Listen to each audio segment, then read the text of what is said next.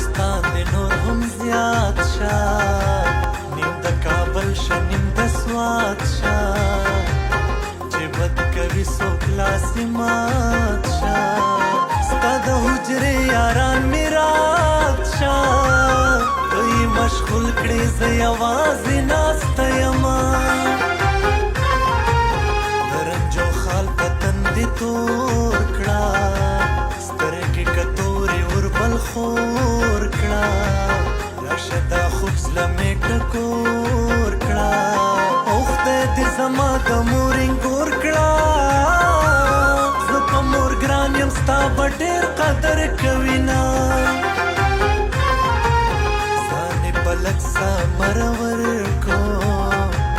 کلی مالک دې ټول خبر کو زړګی صبر د دلبر